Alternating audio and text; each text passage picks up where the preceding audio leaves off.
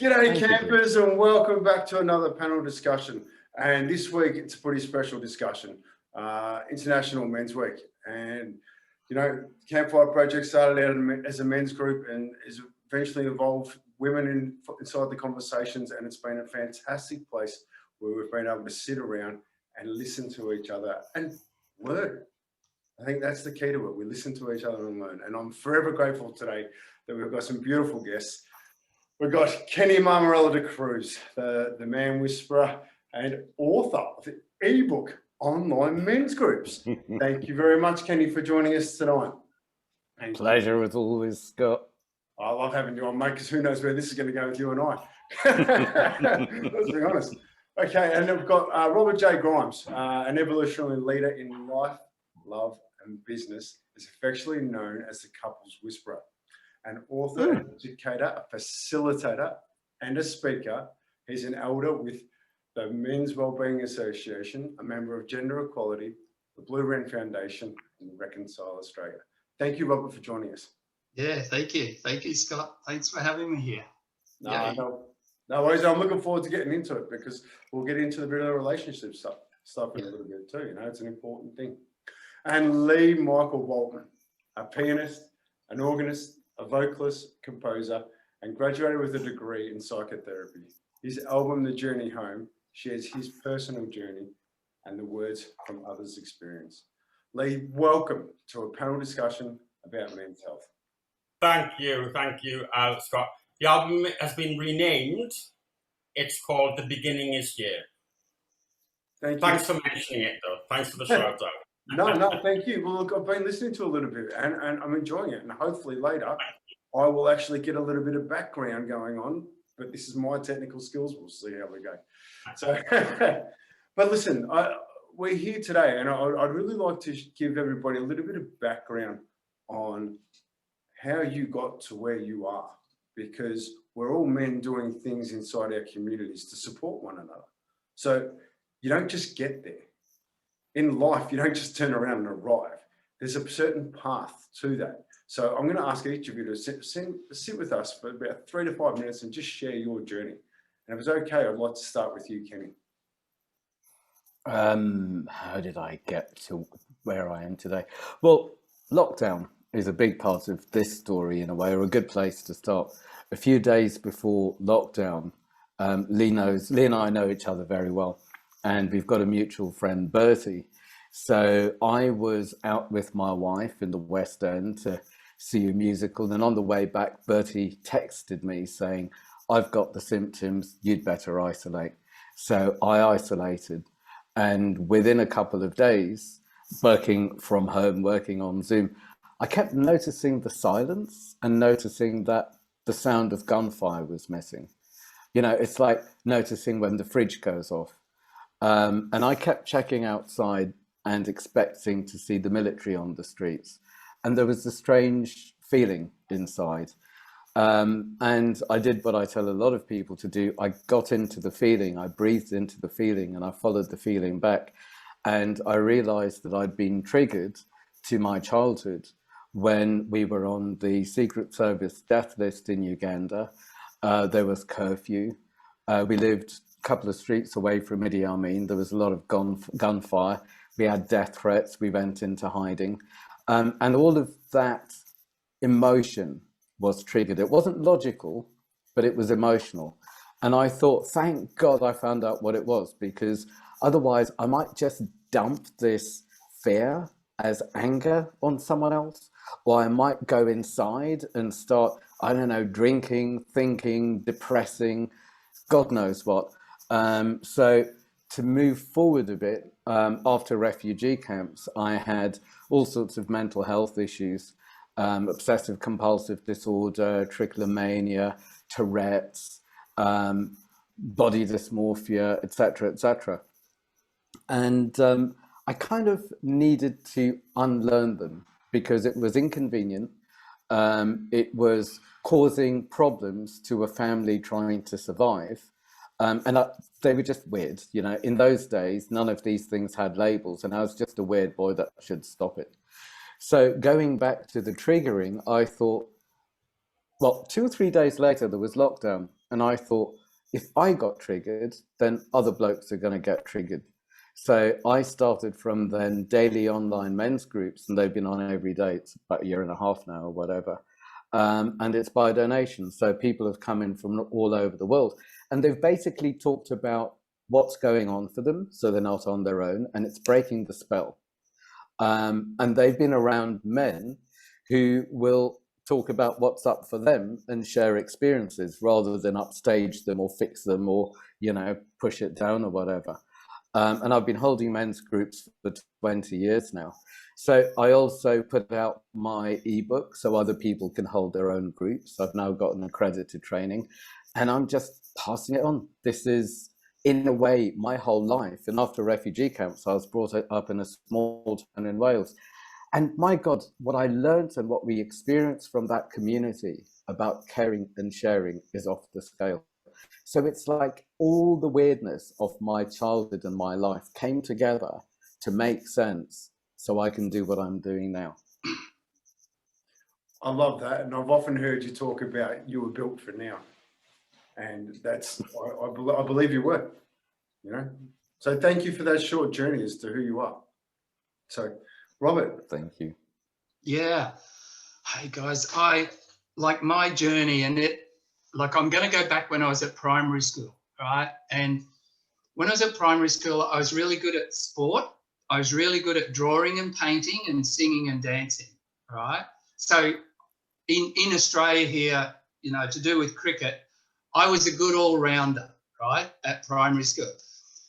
But guys, the first day I got to high school, I huddled in the corner with 3 or 4 of my mates from primary school, and I looked up at all these older boys and I went, oh shit, I'm going to have to harden up here if I'm going to survive. That's what happened to me. And from that day, I put this mask and this armor on, and I wasn't being myself. I was trying to be what I saw all those older boys were like, you know, tough, strutting around. And I let go of some of those, you know, those creative things that I was doing. But what happened was when I got to 16 or 17, because I wasn't expressing my true self as a boy becoming a man, I was suicidal. I was absolutely suicidal because that I was trying to be a boy that I wasn't. I was trying to be a boy to become a man that I wasn't. And you know what? I took that all the way through my first marriage. I don't know how I survived in that marriage. And I had a very successful electrical contracting business till I was 34 years old, and that marriage ended. And when that ended, I went, who am I? And the journey started. The mask started to come off. I had to drop the armor. And I tell you what, fellas, that was the scariest time of my life, because I was starting to get back in touch with me, because actually emotionally, I had pretty much shut down. Like, you know, there was a bit of anger. There was a bit of passive aggressive stuff that would happen. So to build up, whoosh, go out. I had to come back and rediscover who I truly was. And that journey took me into men's work, of course. It took me, then I found out this is being an electrician and even a successful electrical contractor, it was no longer serving me, and I needed to transition. So that's when I went, like in Australia here, we have Lifeline. I went and did the Lifeline telephone counselling course. I went to TAFE and did some community service stuff. And then I went to uni and I did a counselling social science degree. And then came out of that and found myself in a job where I was coordinating and training volunteers in a mobile men's resource unit that we called the Mobile Men's Shed. It was the first ever in Australia, and it may have been the first ever on this planet, way before the Men's Shed Association. and it was a caravan that was done up, and we would move around the Tweed and the Gold Coast area. And we'd go to different events, and we'd go to shopping centres, we'd go to markets, and I had this amazing job of doing that and train volunteers as well. And then through that, I also have done a group for men, which was psychoeducational around, we just called it Pathways to Change.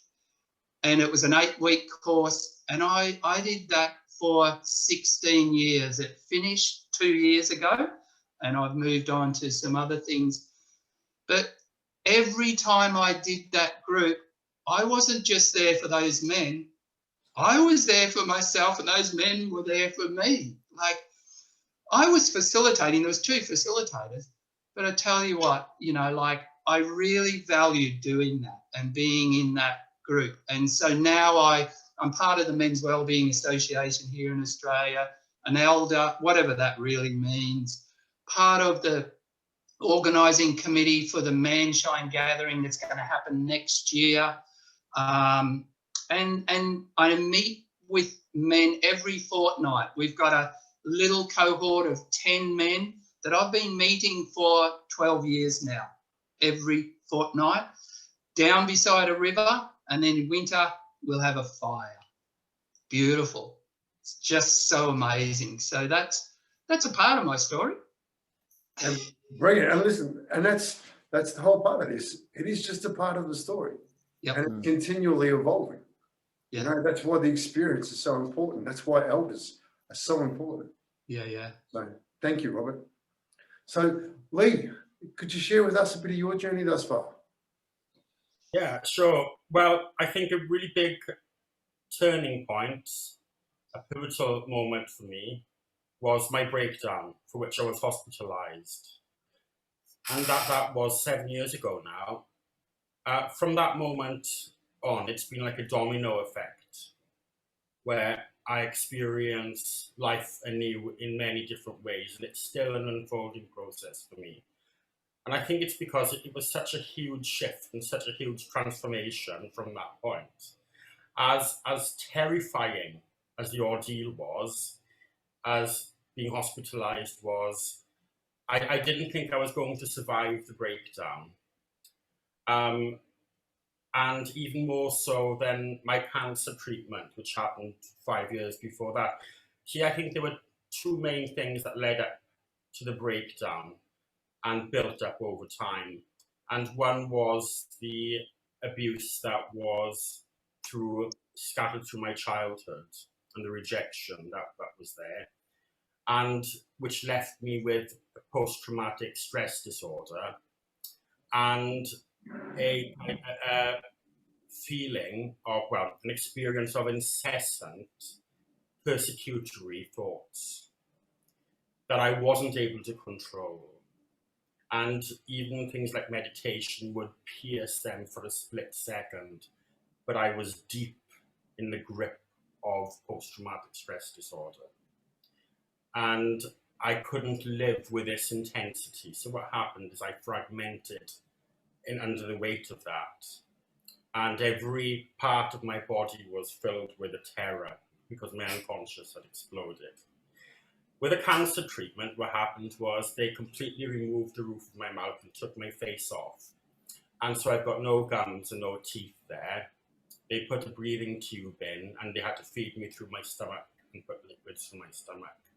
So they rebuilt the whole of the mouth with the gum, with the bone and skin from my leg. So, and that also compounded the trauma from the breakdown. Compounded the trauma from my childhood, which led to the breakdown, yeah. But in the weeks and months following the breakdown, I began to get a sense that there was something new happening. As I was beginning to gradually go out and start to live, start to function again. It took a while after the breakdown to do that. But there was a sense that something had changed. And what's happened since then is that the persecutory thoughts have stopped. And I've been freed up from the trauma from the past. The force of the breakdown flushed through the earlier trauma. So, as it's Men's Week, I want to mention one of the effects of the breakdown, which is very interesting. And that is, I think, being a gay man, I always thought that it was my femininity that I was uncomfortable with. I always thought that one of my problems was that I wasn't feeling free enough to be feminine. But it's turned out that the opposite was true. Because since the breakdown, I've got much more involved in keeping fit. And I can go running and swimming and do some of the things that are possibly identified as more masculine and feel more comfortable in my own skin. So it was actually always my masculinity that I wasn't letting myself be comfortable with. And, that goes back to parental issues. But so I just want to say that some of my work now has become integrated with my music, the experience of the breakdown, the training as a therapist, the relationships that I have with people. It's integrated with the music. And I wanted the album to be a celebration of what we can do with each other, for each other, the huge potential we have to positively impact each other's lives. And I know you all three of you do it spectacularly. And I wouldn't have survived unless it was for the kindness and love of human beings and guidance from spirit. So I want to live in a way which gives other people that inspiration that I've received. So that's where I am. Can I just add one little thing? By the way, for Lee, is out of nowhere, Lee's album, was it on the day of release? Made the number. It was a few days later, but it got, It got to number 1 in the Amazon Easy Listening charts, above loads of famous people, and no one else in the charts was an unknown first album like that out of nowhere before even being released. So I think when the planets, or when we as individuals are, I feel, in alignment, then magic can happen. And I feel that's, to an extent, maybe what we're trying to bring here with our own stories and how we're living beyond our stories and what we've learned from our stories. Pass it on. But wow, number 1 like that. Well, you were a huge force behind it, Kenny, so thank you. Thank you, Lee. And thank you for sharing that, Lee. Like, the one thing I heard there that just really hit me, especially in Men's Week, is you nominate yourself as a gay man. I see you as a man. But the masculinity you had to find to be you, is that not what we need to be talking about right now? Finding out what our masculinity is so we can be men again. Because this is my personal view, that it's a struggle at the moment. It's a struggle to find your masculinity. It's a struggle to own the most important thing, you. I've talked about, and so one of the most beautiful conversations I had last year was, what does it mean to be gay? And the reality is, when people were coming out, they were just being themselves. And it was such a beautiful thing, just that struggle to be yourself. I found myself for years, in the gay bars in London, destroying myself. And I was so comfortable, straight man in a gay bar, and they treated me as one of their own. But in reality, I was just running from being me. And I learned that in a conversation, what does it mean to be gay? But I really want to thank you. Thank you too. I mean, it's such an interesting topic, you see. I think if you start off with a definition of something that masculinity is, and something that femininity is, and that they are static, concrete definitions, then that in itself is kind of, that is not flexible, is it? Where's the space for me? Yeah, and why can't the definition of what is masculine and feminine change as well? You know, you see, I think there's something very paradoxically very strong in allowing you, like what Robert was saying as well, and what Scott was saying, that flexibility to go into areas and know that there's a vulnerability there, but know you're willing to go there and challenge it. You know, that is quite a forceful thing.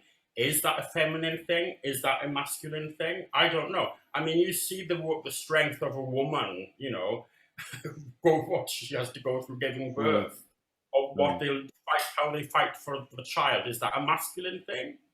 I don't know. I wonder whether, rather than masculine or feminine, well, I know for me it's about being authentic, and, you know, call me male, call me female, call me girly, call me whatever you want. It's none of my business what other people think of me. But I need space for me to be me, and that's the beginning and end of it. And I believe those who do masculine are generally scared boys who need to be proving something and maintaining their fearful position in the pecking order. Where those who naturally are masculine or naturally are feminine, well, there's space to actually, for me, to meet people like that. And I would say with my feminine aspects, I can be a man, because as I balance the two, I can collaborate rather than just compete. I can listen rather than just make a noise. I can respond rather than react. And there's space for me in my life. There's space for me to meet you lot. And it's way out of any box. In fact, what a relief to be able to just connect with who we are as individuals right here and right now, even though, I don't know whether it's your bum or your knees, Lee, even though Lee creaks. And, you know, whatever it is that's creaking, even that's welcome here. Yeah. That's so good, Kenny. You know, I'm writing a book about this. And I'm getting back into it just at the moment, and I've called it The Myths and Mystery of Men and Women, Awakened from the Illusion and Confusion. But let me just quickly say what you guys have been saying there. I personally don't even like using the words masculine and feminine anymore, even though I'm comfortable with them, because I'm getting more and more in touch with integrating my own masculine and feminine within this body, this male body. And I'm comfortable with that. However, I wasn't that comfortable up until, you know, about 40 years old. I wasn't, right? So, but this whole thing around that, this masculine and feminine thing, you know, it's just, that whole thing that masculine is for men and feminine is for women is just so separating, so segregating. And then if we have that mindset, if I have that mindset, it doesn't allow me to go and explore and to experience these other aspects of myself. If I just think I'm a man and I need to be masculine, because there's so much more. There's so much more to me than that. I can be that, you know, I can be a warrior. I can be a leader, but also I can be this amazing mystic, and I can be a beautiful lover in my sensitivity and my sensuality. And when I can do that, it's the fullness of who I am. And it just so happens I'm in a male body, but it brings me into my soulful self. And, you know, and who I truly am is actually genderless. It's like, it doesn't matter. However, we are so socially and culturally conditioned. Like, you know, when we think of different countries that us men can live in, there's different social and cultural conditionings in those countries, which could be different. You know, Australia has its own, you know, there is subcultures, of course, around, you know, with different, but the broad stream, you know, this whole Australian tough redneck sort of Aussie bloke, that's very generalised. but there's far more to us than that. We can hold that toughness, and we can also be with our gentleness and our tenderness. And if we can hold both of those at the same time in some way, which is so damn challenging for me, I get tossed all over the place. But when I can do that, I am in my authenticity, as you said, Kenny. When I can be there, I'm beautiful. Like, I'm amazing. I can be tough. I can be courageous, but I can have that gentleness there at the same time and just go like that. And it's beautiful. Yeah. Look, I'm smiling, and I think it's the one thing we do really well inside the Campfire Project. We appreciate each other. Yeah. We listen to each other. We're human beings. Yeah. I'm a proud man. I'm a man. That's my DNA and my biology. I'm a man. Yeah. But I chase rainbows. I love unicorns, and I have no fear of opening up a discussion to learn from. And I think one thing you said then, Robert, was we sort of get to an age, and it's been my personal experience that when I get to 40, you're really looking for answers. You're looking for things, maybe it's the midlife crisis where you either go and avoid the things you want to learn and understand and buy the new car, get the new wife, all the bits and pieces, or you take on the challenge of that one question. Who am I? I wonder whether what I love the most, I think, about the men's groups, or about my work, but in the men's groups, is it's safe to sit with who do I no longer need to be, because then there is space for that to pass, and for who I am in this moment to show up and maybe see if it fits, because there didn't used to be space for me. I needed to fit in being a nice Catholic boy, various cultures. I needed to be safe. I needed to not cause trouble. I needed to be so many things and not be so many things, where it's the other side of the coin now, where I think what we're all saying is authenticity is key. But again, it's letting go of what may no longer be necessary or true, and seeing what it's like without it, maybe even getting feedback. And that's another great thing in the groups. And also feeling, if I act like this, does it feel like me? Nah. Oh, what a relief. Why didn't I act like that? Or why didn't I let that cat out of the bag decades ago? Well, hey, the time is now. But for me, the efficiency of who do I no longer need to be, and the safety of doing it amongst people who have unconditional love. I don't need you to be like this. I don't need you to abandon how we were at uni, or the culture, or the family, or whichever cult we happen to belong with, supporting Manchester United, or being tough, or being anti something. But it's like safe enough. And what's been amazing is the daily groups. It could be the first time that people meet people. It could be that people have known each other for years. It could be from 20 years ago. Otherwise, it's the closed groups. And I think my oldest one is about 14, 15 years old, but I'm holding about 10 closed groups at the moment. And the beauty of these groups is they know each other very, very well. The people in the groups know each other, possibly more than people they were brought up with, or their families, because there's space to unpack and develop and experiment and everything else. So yeah, I'd rather, do it the other way around and play with it, enjoy it, rather than, okay, then who am I? Okay, I'll be this, and then I'll sell it to some poor unsuspecting people, and then I'll have to buy it myself, and then I'll have to be that, and then I'll have to, long way around. I mean, that's awesome, because I think one of the greatest things we can create is safety in conversation. And I think men's groups in particular do that well for men. Like traditionally, we haven't been the greatest of talkers and communicators, and especially talking about our emotions.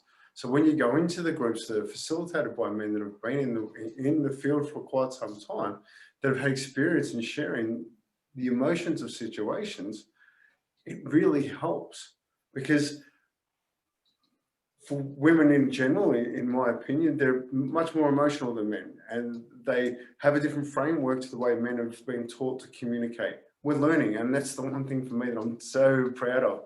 Men are learning. We're working hard. We've realized that, okay, we're not quite getting this right. And we're actually slowly putting our hands up and going, hey, listen, we're going to try and do this a bit better. Just take it easy on us for a little bit while we're learning. But we're learning, you know, and I'm so grateful for that. I'm grateful for the men's groups, you know. Lee, I'd love your opinion on this. Yeah, I mean, it's bringing back a lot of memories for me, actually, this conversation. And what I was thinking about was when I was at school in the 70s, you know, we had a very direct and uncompromising message about what was men, what was meant, what were the boys, how the boys were meant to behave and how the girls were meant to behave. And it was very kind of separated. And so, of course, we internalize that. One of the things that go along with it is this kind of inability to express emotion from growing up as a boy to your friends, to your male friends. And I think what's happening now, you can't really underestimate how important it is, because it's filling a great big void and addressing a huge imbalance. You know, we are questioning our conditioning. Men are questioning, do I have to be this person that I was told I was going to be? And it's the same as any kind of healing takes courage, you know? And I think it's like this scar has to bleed before it heals. And you can't, I've been to Kenny's, couple of Kenny's groups, and I've seen the huge transformation there. You know, I've seen the vulnerability and the fear in a couple of people earlier on. And then I've gone back like 2 years later, and I've seen those people looking confident in that group. So, and when you think about how they go out into the world then and engage with other people and behave in a way which is more wholesome for themselves and everyone else, well, the ripple effects of that really are profound, and they're massive. Yeah. Could I ask Robert a question? Yes. Because you work with couples, Robert, is that right? Couples and relationships. I'm really exploring female hormones at the moment.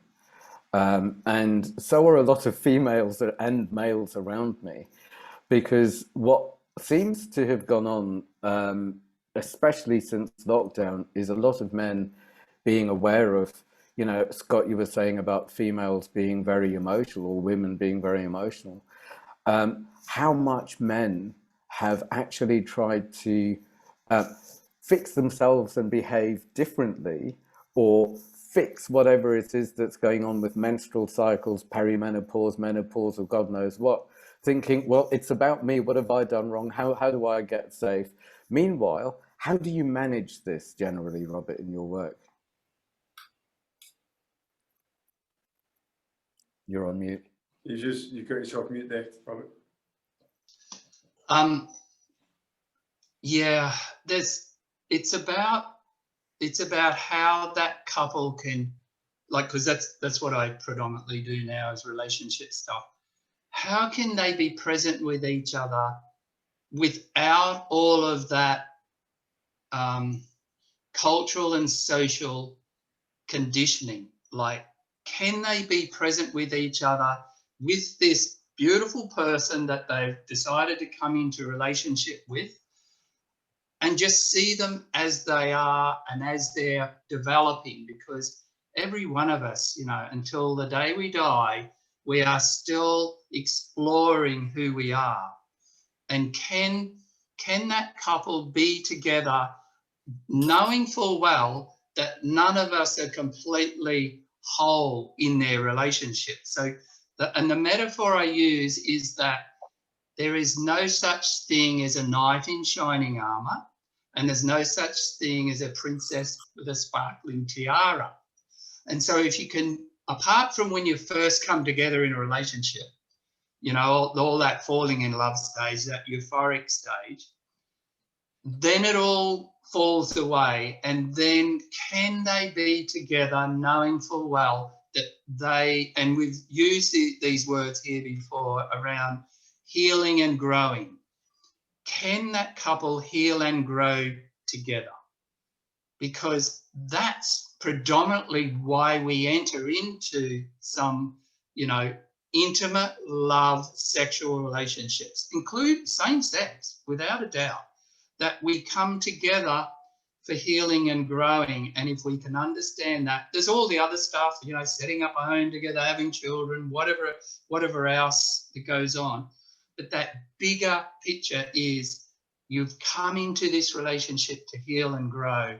Can you do that? Can you be with each other and help each other to heal and also support each other to grow in their relationship?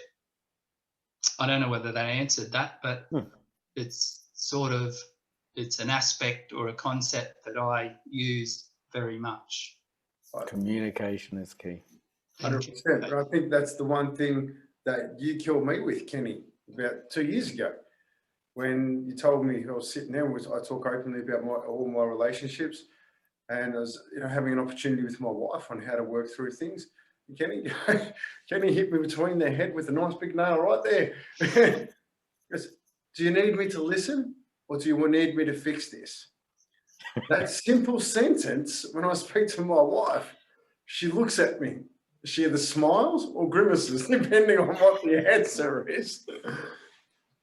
But it's so true, you know, like as a male, I've always had that, I need to fix this. What can I do to fix it? Whereas sometimes she just needs to vent. And I'm growing and I'm still learning how to present that, you know. And with you, Rob, I think you hit the nail on the head. And the way I like to look at it is, you know, like any relationship is a road. If you build it together, you end up in the same destination. If you build separate roads, you end up in different places. Yeah. But as long as you've got that one key thing that you're working together on, doesn't matter what it is, you end up in one place together on one road. That's enough to keep a relationship going. But if you haven't got that road, you know, you're building different destinations. And so if it's okay with you guys, I want to flip this around a little bit, because we are coming out of COVID. We are having a lot of opportunities around the globe about how things are happening. And one thing I'm noticing for myself, I'm back in lockdown now, I'm in Melbourne, and I should have my mask on, I'm sorry. But one of the things that's really important is there's so many fathers that we've been in lockdown and they've come back to the family and they've really enjoyed it. They've had a great experience. They've enjoyed spending time at home. They've gone back to work and they're not enjoying it. They're really struggling with themselves. You know? And it's because they've had this taste of, I'm allowed to have this. Freedom. Yeah. Taste of freedom. I'm allowed to be around my kids. I'm allowed to enjoy that. I'm allowed to do this, you know, and it's such a beautiful thing. So I'm going to go a little bit sideways, Lee, and throw it over to you a bit. What are you noticing through COVID? What are the things that you're feeling? Well, for me, it's been like going into the underworld a little bit. It's like a massive Mercury retrograde or something, where when the stuff comes up that you've been avoiding for such a long time, and there's been a spotlight shone on parts of myself that were kind of like reptiles lurking away in the, you know, in the darkness there. And it's been a challenging time for me to actually face these unresolved parts of myself. I mean, I'm not sure if you can ever resolve the parts of ourselves that are primitive and that are kind of destructive, because we all have that aspect to ourselves. But I think what's happened, because I live alone, is that there's been no one to bounce off with this kind of information. And it's not something that I felt that I could really engage with online groups. It's been a very reflective, emerging process. And so I'm coming out of it a little bit kind of disoriented, a little bit shaken up, but also realizing that some things remain true and that they have become an integral part of my being and are a natural, part of the way that I operate in the world these days. And what's interesting, I think, in a wider perspective is that I notice not just myself, but a lot of people have separated. And some of the people that we didn't think were going to be there and checking up on each other have come forward. Some relationships have dissolved. It's as if there was something unspoken but needed to separate naturally. So maybe there's something in this time that is a kind of gift for our perception, for the way we see ourselves and everything around us that's shifting somewhat. So that's my take on it.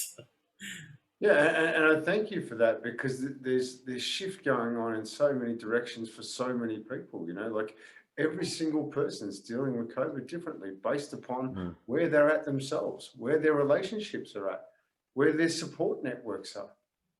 Yeah. There's so many different variables.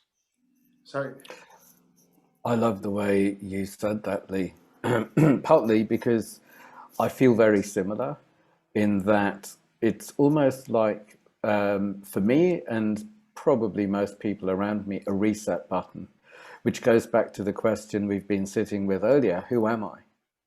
And what is true? And with that, people have been triggered way back.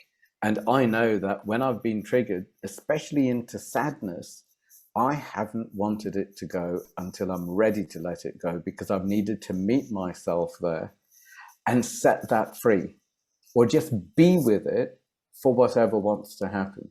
And what I've noticed is, as I've done that in the dark shadow, then something's opened up with the possibilities in the gold shadow. And life is bigger than me. If I stay in control, then life is Groundhog Day, which is kind of like been there, done that. And I've taken it one step further in my own relationships, because there are some very old relationships that, as I've cleaned myself up and got present and connected, just felt that this does not fit. Even if it's been around for decades, this relationship no longer fits. And being a nice, old-fashioned, softy type mummy's boy, it was against the rules, my rules, to cause harm or pain. That was a big part of my OCD in the old days. And I have. And for me, it's been setting myself free, setting other people free, and no longer selling out. I can't sell out with what's no longer true. And even going back into life in whatever shape and form beyond lockdown, I need to be clear about my boundaries. I need to be clear about my needs. I need to be clear about my fears. And I'm not going to go back. I'm going to explore forward. And I'm not sure how it's going to be. I'm not even sure what I want yet. But it has to be step by step. And it's all right if it hurts.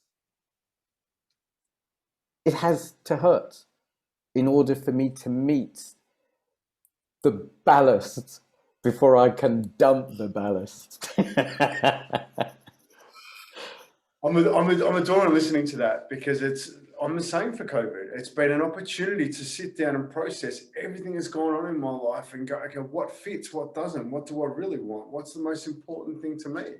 And I've completely reinvented myself in a way. I'm dropping off all of my work with other groups, and I'm focusing solely on the business of smiles and obviously hosting the Campfire Project, because I'm keeping it simple and in alignment with where I want to go and what I want to do. I describe myself these days as just a man trying to be the best version of himself. That's it. Because that's all I'm trying to do. So what else matters? Yeah, 100%. And to let go. Like, I enjoy listening to the one-on-ones, but there's something that Lee hit me with that just hit me in the heart. the pain creates space after you work through it so that you can actually grow. And, you know, it's, each of us has been through something, you know, and it's not been small. It hurts. It's ugly, you know, and it takes time to process, but you have to process it, you know, and to find people in your life that can sit and be and want to do that. Like, we're here.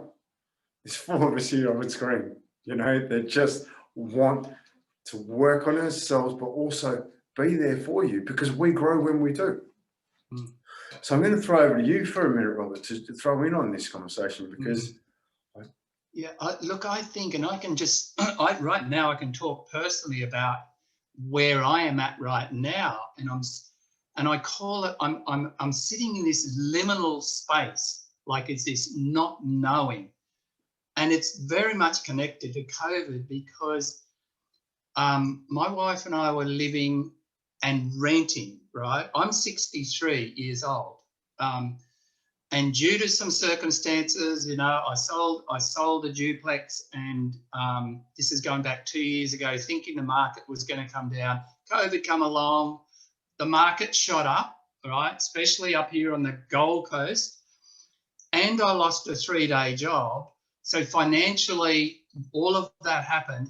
And then we needed to find somewhere else to live. And it threw me into this place at 63 years old. Now I'm coming out of it now, but I was in a dark place for about a month trying to find a place to live, to rent. And it's a bit of like there's a rental crisis stuff happening, especially on the Gold Coast. I'm trying to find a place, and we literally couldn't find a place. Like it just didn't happen in that time. And so at the moment, I am house sharing. I'm in a house with 2 other men, and my wife at the moment is up at her daughter's place at Toowoomba and going to do some house sitting. And I'm in this state right now going, oh, what does that mean for my relationship? What does that mean for me as a man of 63 years old, where I see, you know, the property prices just skyrocketing, and is it going to be out of my grasp of trying to get into to buy something else, you know, with my income and the work that I do?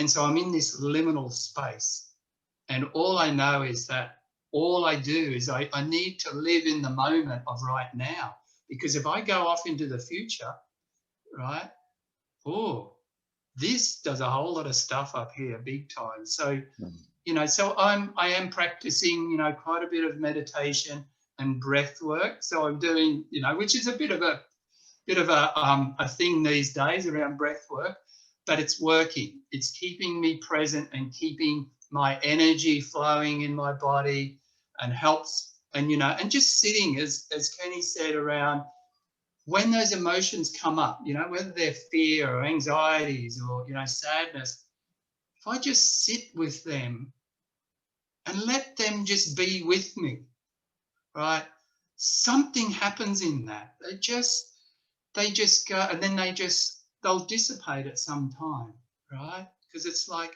those feelings will not kill me as such. Maybe my behavior could, but they won't if I just allow them to be there, and then they just dissipate and go. And so, you know, COVID has brought all that on for me to explore and to be with at this time. And, you know, and I don't have any control over all of that. And so the best I can, I'm just sitting with what is right now. And you know, it's so good to be here with you guys on this call right now. Yeah. I just want to thank you for your absolute honesty and truth for where you're at, because it's the one thing I find that if we can own that, then we can move through everything. And that's only my personal thing. But as soon as what is the truth for you? What is that real truth? What is the real necessary, honest truth that I've got in my life at the moment? And it's actually a gift. Thank you so much for that. You know, Thank you, Robert. I feel you with that. I'm in a similar situation in a minute, and it's just, you know, we just moved into a house after a long time of pain, and you know, I can breathe. You know, I've literally the first time I've been able to breathe for quite a few years, where I could actually, I've got my space and it's back, you know, and I'm on a par with my wife again, you know, and it's just, it takes time. It takes time, but it's a process. You just keep working, keep working, keep working. Yeah. So I'm looking at the time, and we're getting close to the hour already, believe it or not. How quick does it go? Yeah. So it's Men's Health Week. We're 4 men here, sitting here, talking about life, talking about the things that happen in life, and just being us, best versions of it, and sharing it. If you could give a man some advice today, what's the one bit of advice you'd give? I'm actually going to start with you, please, Robert.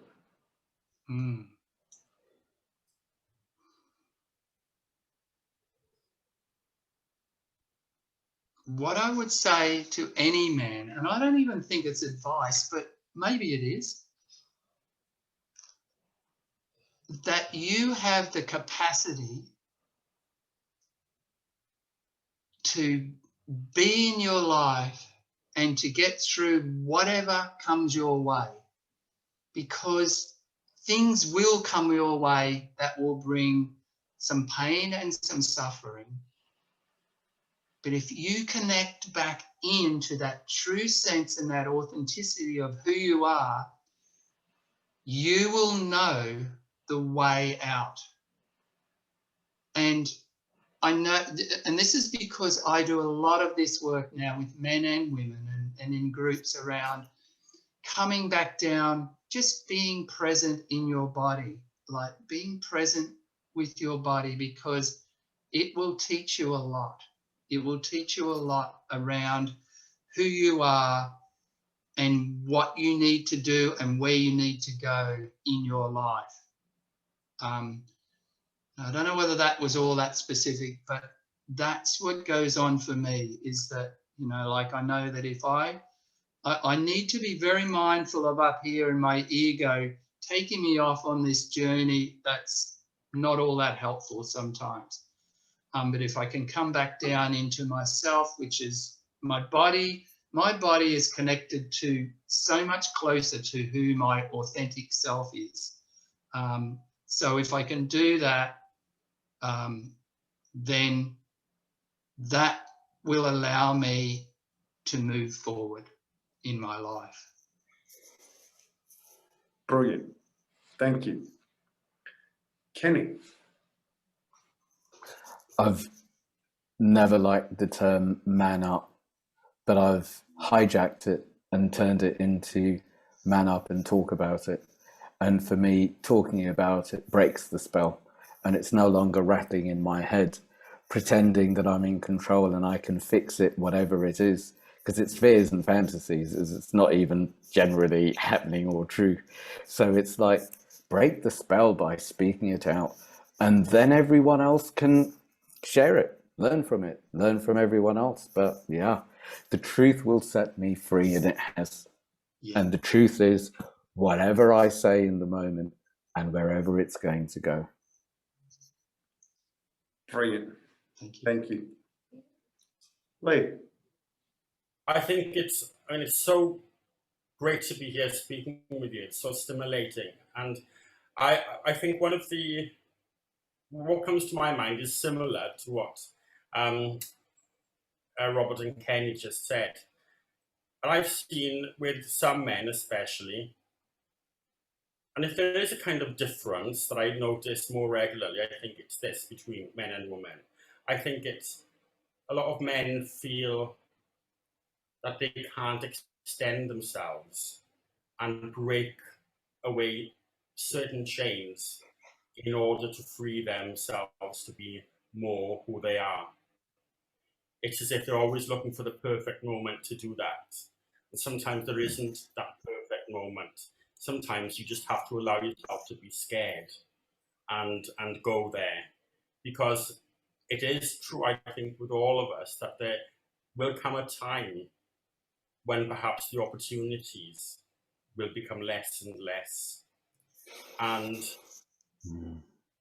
one of my greatest fears is looking back and thinking, I wish I would have done that when there was the chance to do it, you know?